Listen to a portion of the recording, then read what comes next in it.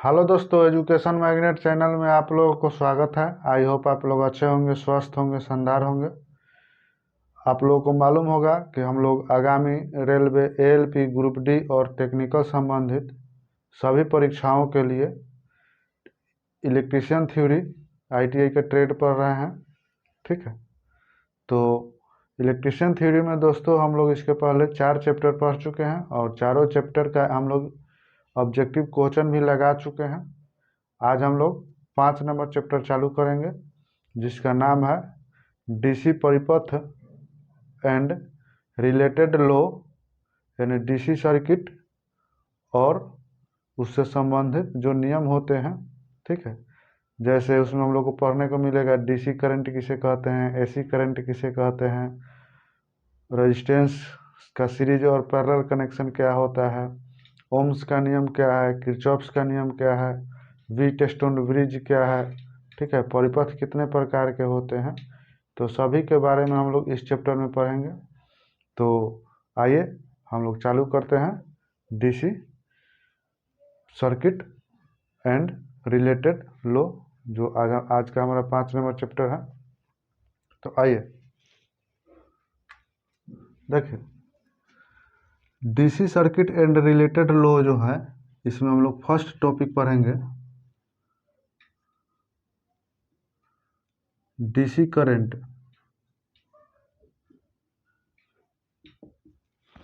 ठीक है, देखिए डीसी करंट, जिस करंट का मान, थोड़ा सा लिखना है,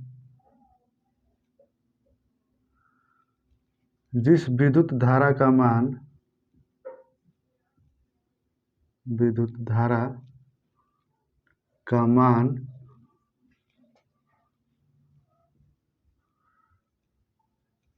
समय के साथ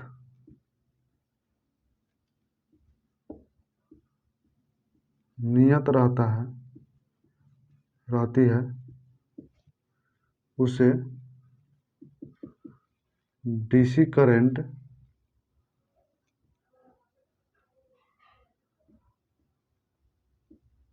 कहते हैं।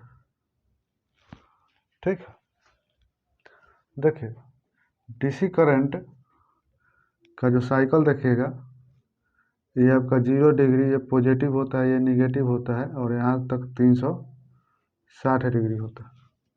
ठीक है, तो पॉजिटिव वाला वो 0 से 360 डिग्री का जो साइकिल पूरा करेगा वो एकदम स्टेट लेवल में पूरा करता है। ठीक है, यानी कहने का मतलब है इसका डायरेक्शन एकदम नियत मान पर चलते रहता है, बदलता नहीं है। ठीक है, फिक्स रहता है। यानी ऊपर साइड पॉजिटिव है तो पॉजिटिव रहेगा, और नीचे वाला साइड जो निगेटिव है वो हमारा निगेटिव रहेगा।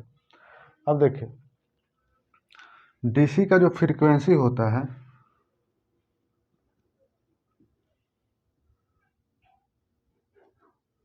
फ्रीक्वेंसी ये आपका 0 होता है। ठीक है, यानी 0 होता है। डीसी का जो यूज होता है, ये आपका निम्न वोल्टेज, निम्न वोल्टेज वाला जो भी परिपथ होता है उसमें किया जाता है। ठीक है, जैसे प्रतिरोधी परिपथ, प्रतिरोधक का जो परिपथ होता है उसमें किया जाता है। ठीक है, अब देखिए प्रतिरोध को मापने के लिए हम लोग ओम मीटर का यूज करते हैं, या व्हीटस्टोन ब्रिज का यूज हम लोग करते हैं। डीसी में जो सरल परिपथ होता है, सरल परिपथ, उसमें आपका ओम्स लो का प्रयोग किया जाता है। लेकिन अगर कोई डीसी परिपथ जटिल है, ठीक है, यानी जटिल परिपथ है, तो उस अवस्था में आपका किरचॉफ्स लो,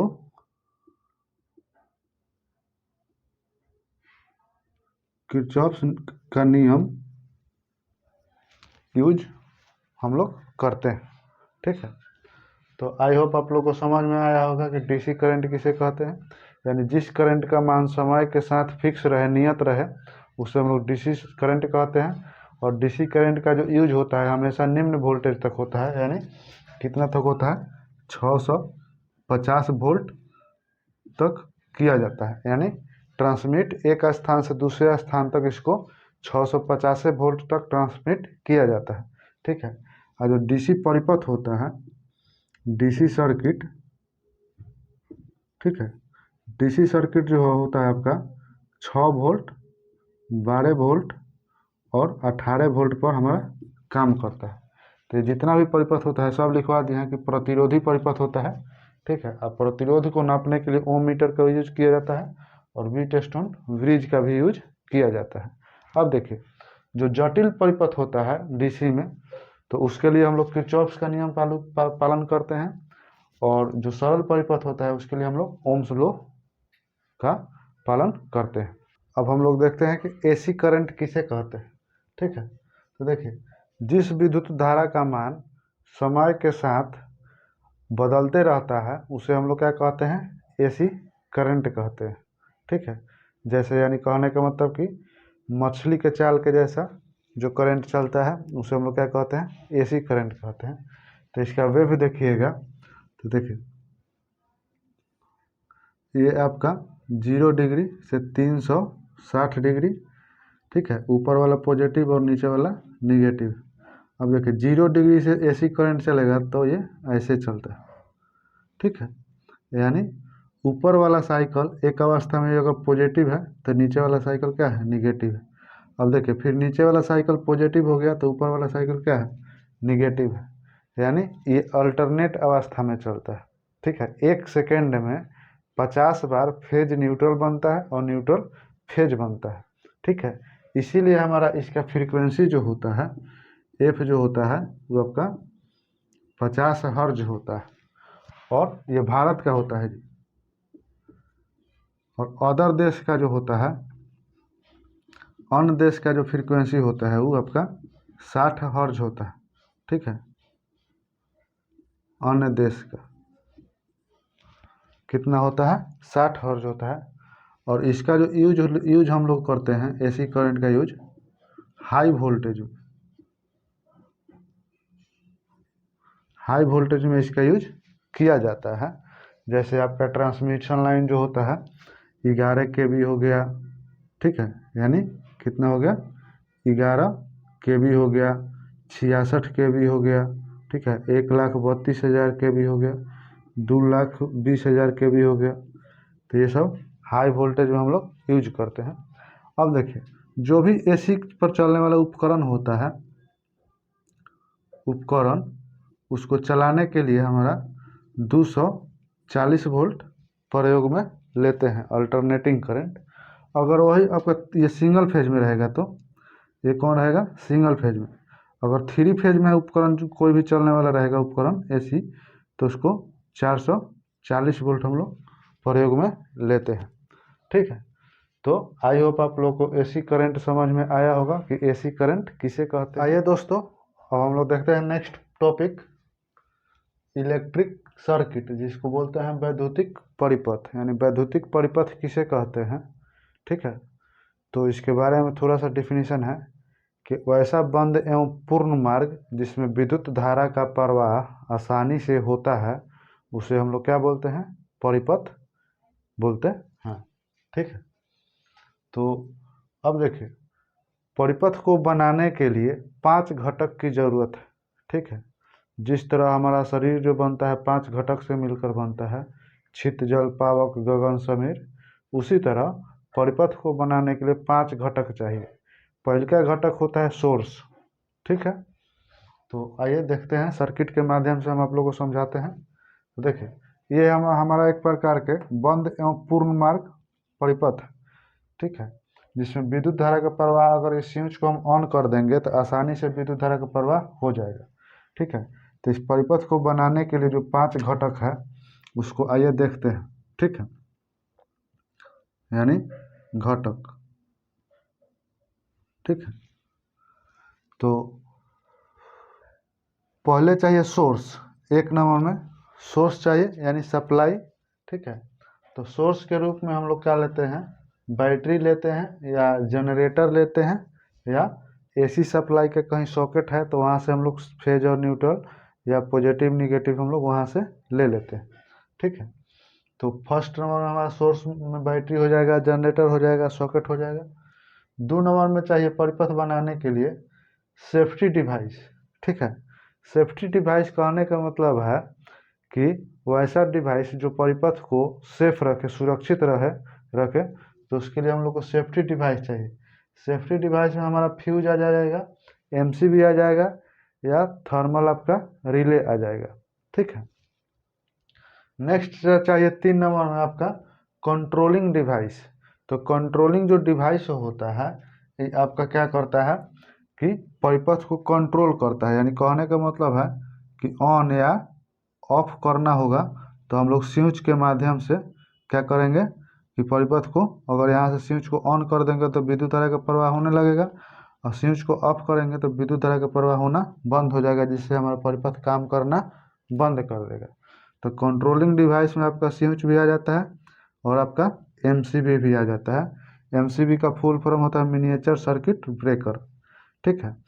अब देखिए 4 नंबर में आपका है कंड्यूटिंग डिवाइस, ठीक है। मान लीजिए सब चीज़ है और तारे नहीं है तो विद्युत धारा का प्रवाह होगा, नहीं होगा, ठीक है। यानी सोर्स से लेकर कंज्यूमिंग उपकरण तक ले जिस माध्यम से हम लोग विद्युत धारा को प्रवाहित कराते हैं उसे हम लोग क्या बोलते हैं, कंडक्टर बोलते हैं। तो देखिए कंड्यूटिंग डिवाइस में हमारा हो जाएगा वायर हो जाएगा या केबल हो जाएगा या बस बार हो जाएगा, ठीक है। बस बार आप लोगों को बताया था क्या होता है। बस बार एक प्रकार का ठोस खींचा हुआ तांबा का बना हुआ होता है या अल्मुनियम का बना हुआ होता है, जिसके माध्यम से हम लोग बड़े बड़े इंडस्ट्री में, फैक्ट्री में बड़े बड़े मशीन को विद्युत धारा यानी वैद्युतिक सप्लाई से जोड़ने के लिए यूज में लेते हैं। 5 नंबर में हमारा देखिए है कंज्यूमिंग डिवाइस। तो कंज्यूमिंग डिवाइस यानी कहने का मतलब ऐसा उपकरण जो बिजली को खपत करे उसको हम लोग कंज्यूमिंग डिवाइस बोलते हैं। इसमें हमारा आ जाएगा लैंप आ जाएगा, ट्यूबलाइट आ जाएगा, हीटर आ जाएगा, फ्रिज आ जाएगा, वॉशिंग मशीन आ जाएगा, यानी जितने भी बिजली के खपत करने वाले उपकरण होते हैं सभी कंज्यूमिंग डिवाइस के अंतर्गत आते हैं, ठीक है। तो आप लोग को परिपथ समझ में आया होगा कि परिपथ किसे कहते हैं, यानी वैसा बंद एवं पूर्ण मार्ग जिसमें विद्युत धारा का प्रवाह आसानी से होता है उसे हम लोग क्या बोलते हैं, परिपथ। और किसी भी परिपथ को बनाने के लिए 5 घटक अति आवश्यक है, ठीक है। जैसे आप लोग को हम बताएं, अब देखिए परिपथ क्या क्या होता है, यानी कौन कौन से प्रकार के परिपथ होते हैं, आइए हम दिखाते हैं। अब देखिए परिपथ जो होता है आपका प्रतिरोधी परिपथ होता है, प्रतिरोधक का परिपथ, ठीक है। प्रेरण का प्रेरक होता है, प्रेरक का परिपथ, ठीक है। और आपका संधारित्र का परिपथ, संधारित्र का परिपथ, यानी 3 गो कंज्यूमिंग डिवाइस का परिपथ होता है। यानी पहले का होता है प्रतिरोधक का परिपथ, दूसरा का होता है प्रेरक का परिपथ और तीसरा का होता है हमारा संधारित्र का परिपथ, ठीक है। अब आइए दोस्तों हम लोग देखते हैं कि टाइप ऑफ परिपथ यानी परिपथ कितने प्रकार के होते हैं यह देखते हैं। तो देखिए टाइप्स ऑफ सर्किट में हमारा फर्स्ट नंबर में आता है सीरीज परिपथ, ठीक है। सीरीज परिपथ किसे कहते हैं, यानी सीरीज सर्किट। तो देखिए सीरीज परिपथ यानी श्रेणी परिपथ किसे कहते हैं। देखिए श्रेणी परिपथ में होता क्या है कि जितने भी उपकरण जुड़े हुए होते हैं, जो लोड जिसको बोलते हैं, लोड जुड़े हुए होते हैं, वो सब एक दूसरे के सीरीज में जुड़े हुए थे। अब आइए देखते हैं सीरीज कैसे। जैसे मान लीजिए कि ये फर्स्ट उपकरण है, ठीक है। ये क्या है, पहिलका उपकरण है। तो पहिलका उपकरण के दूसरका सिरा ई है, ये पहिलका सिरा है, ये दूसरका सिरा है, यानी रजिस्टेंस 1 के ये पहिलका सिरा, ये दूसरका सिरा। और रजिस्टेंस 2 का ये पहिलका सिरा है, ये दूसरका सिरा है। तो रजिस्टेंस 1 का दूसरका सिरा और रजिस्टेंस 2 का पहिलका सिरा से ऐसे जुट जाएगा, ठीक है। इसी तरह आगे भी रजिस्टेंस 2 का दूसरका सिरा रजिस्टेंस 3 का पहिलका सिरा से जुट जाएगा और इसी तरह आगे और भी जुटते रहेगा। तो उस तरह के परिपथ को हम लोग क्या बोलते हैं, श्रेणी परिपथ, ठीक है। अब देखिए ये आपका श्रेणी परिपथ हो गया, ठीक है। यहाँ से हम क्या किए कि टोटल वोल्टेज दे दिए, तो श्रेणी परिपथ जो होता है एक प्रकार के ये श्रेणी परिपथ बन के तैयार हो गया। श्रेणी परिपथ में जो होता है करंट का वैल्यू यानी समान रहता है। यहाँ लिखिएगा कि आई का वैल्यू आपका समान रहता है। कहने का मतलब है कि यहाँ पर अगर करंट 2 एम्पियर है तो ईवी रेजिस्टेंस पर करंट 2 एम्पियर रहेगा, और ईवी रेजिस्टेंस पर करंट कितना रहेगा 2 एम्पियर, और यहाँ भी करंट कितना होगा 2 एम्पियर होगा। यानी जितने भी लोड होंगे, जितने भी उपकरण होंगे, सब में करंट 2 एम्पियर का प्रवाहित होगा। क्यों? क्योंकि श्रेणी में परिपथ में एक विद्युत धारा प्रवाह के लिए केवल एक एक मार्ग है। ठीक है, अब देखिए वोल्टेज का जो वैल्यू होगा, वोल्टेज का वैल्यू अलग अलग लोड पर अलग अलग लोड पर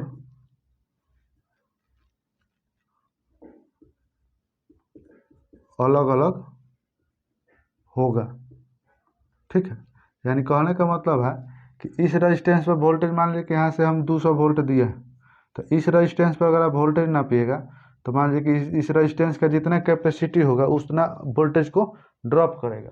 तो ये हमारा वोल्टेज मान लीजिए कि 50 वोल्ट ड्रॉप कर रहा है R1, और R2 मान लीजिए कि 100 वोल्ट इसका कैपेसिटी है तो 100 वोल्ट ड्रॉप करेगा, और R3 मान लीजिए कि इसका कैपेसिटी 50 वोल्ट वोल्टेज ड्रॉप करने का है तो ये 50 वोल्ट ड्रॉप करेगा। ठीक है, अब देखिए श्रेणी परिपथ में होता क्या है कि अगर एगो कोई भी उपकरण काम करना बंद कर देगा तो पूरा सिस्टम जो हमारा बाधित हो जाता है। क्यों? क्योंकि करंट चलने का रास्ता एक ही है। ठीक है, तो यहाँ लिखेगा कि मार्ग एक होने से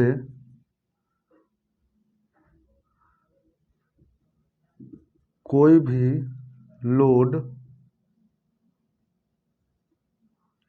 बाधित होने से पूरा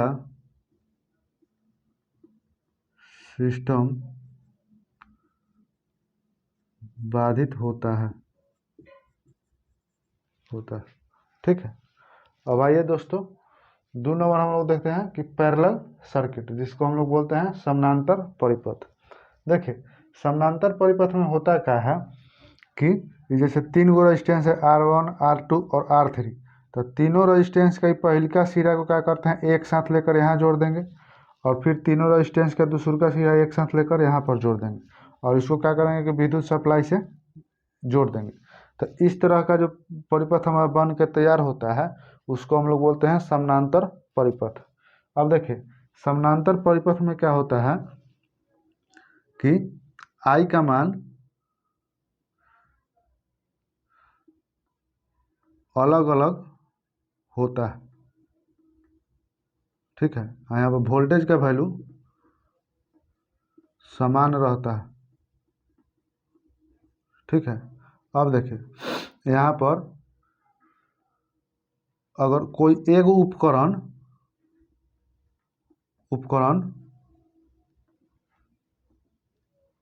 बाधित होने से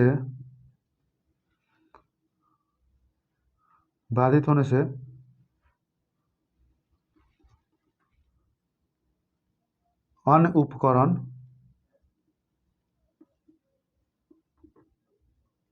बाधित नहीं होता है। ठीक है, तो देखिए अब यहाँ से हम लोग क्या किया कि श्रेणी में पैरेलल में जोड़ दिए, और जोड़ने के बाद यहाँ से वोल्टेज हम दे दिए। अब यहाँ से करंट चला, यहाँ तक रहता आई का मान समान था, लेकिन जैसे ही इस नोड तर आया, टर्मिनल तर आया, उस वास्ते में देखिए करंट इधर भी जा रहा है, करंट इधर भी जा रहा है, करंट इधर भी जा रहा है। तो ऐसे करंट जाकर जो भी उपकरण है सभी उपकरण से अलग अलग करंट जाता है, और इससे क्या होता है कि हमारा सभी उपकरण आसानी से काम करता है। और वोल्टेज जो वैल्यू होगा, जो वोल्टेज यहाँ पर रहेगा, वोल्टेज मान लीजिए कि यहाँ पर 200 वोल्ट है, तो आप यहाँ भी वोल्ट मीटर लगा के वोल्टेज नापिएगा तो आपका 200 वोल्ट बताएगा। यानी जितने भी लोड होते हैं सभी लोड पर वोल्टेज समान रहता है। क्यों समान रहता है? क्योंकि हमारा जो भी उपकरण है समान रूप से काम कर सके। तो घरों का वायरिंग जो होता है, घरों का घरों या अन्य जगह जैसे फैक्ट्री हो गया, इंडस्ट्री हो गया, घरों का जो वायरिंग होता है लाइट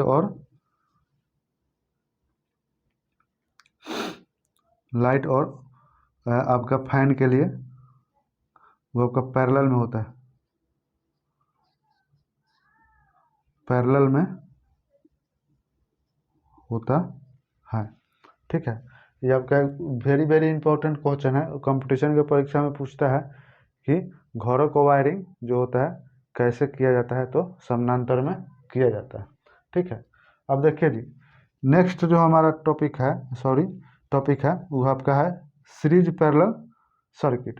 तो सीरीज पैरेलल सर्किट जो होता है, यानी कहीं कहीं क्या कर जरूरत होता है, उपकरण को ज़्यादा वोल्टेज और ज़्यादा करंट को भी आवश्यकता होती है। तो उस अवस्था में जैसे बैटरी हो गया या जनरेटर हो गया, तो उस अवस्था में जैसे बैटरी है तो वहाँ पर क्या करना है, हमको वोल्टेज को भी वैल्यू बढ़ाना है और करंट का भी वैल्यू बढ़ाना है। तो उस अवस्था में बैटरी को हम सीरीज और पैरेलल दोनों में कॉम्बिनेशन करके और हम लोग यूज करते हैं। तो देखिए यहाँ पर R1 और R2 जो है एक दूसरे के श्रेणी में है, और ये दोनों आके यहाँ पर R3 और R4 ये एक दूसरे क्या है, पैरेलल में है, और इसको क्या कहते हैं, पूरा सिस्टम को हम लोग एक वोल्टेज से जोड़ दिए गए। तो इस तरह के सर्किट को हम लोग क्या बोलते हैं, सीरीज पैरेलल कनेक्शन। तो इसका जो यूज होता है, जरूरत के अनुसार किया जाता है। ठीक है, यानी जैसे जैसे हमको ज़रूरत पड़ेगा उसी तरह हम लोग क्या करेंगे कि सीरीज पैरेलल कनेक्शन का यूज करके हम लोग कोई भी उपकरण को चला लेंगे। तो चलिए आज का क्लास हम यहीं पर रखते हैं। वीडियो अगर अच्छा लगा होगा तो वीडियो को लाइक कीजिएगा, सब्सक्राइब कीजिएगा और अधिक से अधिक संख्या में शेयर कीजिएगा। तब तक मिलते हैं अगले वीडियो में। नमस्कार, बेस्ट ऑफ लक।